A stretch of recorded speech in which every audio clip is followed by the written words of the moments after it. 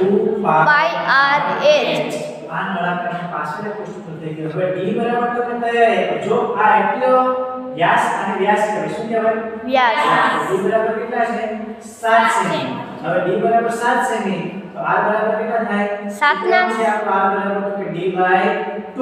d એટલે કેટલા છે? 7 છેદમાં 2. આ હતા એમ રાખી દેવાનું છે બરોબર.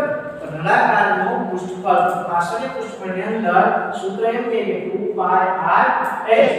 તું છે એમ છે પાઈ ની કેટલી છે? 22/7 r 7/2 અને ઊંચાઈ 7 સેમી. જો વિદ્યાર્થી આ છે d 7 સેન્ટીમીટર. d ના બરાબર 7 આપ્યા હોય તો r બરાબર કેટલા થઈ જાય? તો કે જેટલો વ્યાસ એટલો અડધી ત્રિજ્યા થઈ જાય. ત્રિજ્યા આપી હોય તો વ્યાસ કેટલો થઈ જાય? બમણો થઈ જાય. આ આપણે ખબર છે બરાબર. 7 7 આવે ઉડાડી સરખા સરખા ઉડી ગયા અને ઉડી ગયા તો 22 * 7 તો કેટલા આવશે?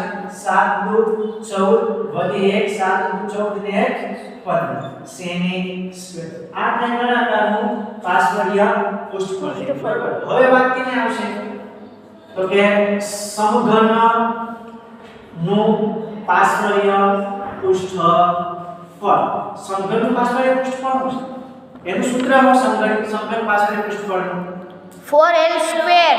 4l². 4l ને l એટલે લંબાઈ. સમઘનની લંબાઈ કેટલી છે મિત્રો?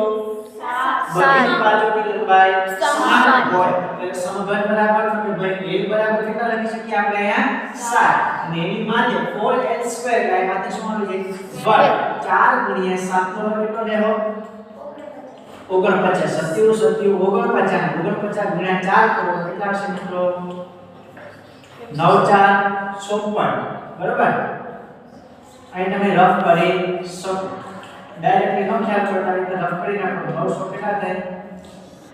16 ને 3 19 કેટલા આવશે? 196 સેન્ટીમીટર સ્ક્વેર. અને એકમ શા માટે આપણે યુઝ કરીએ મિત્રો?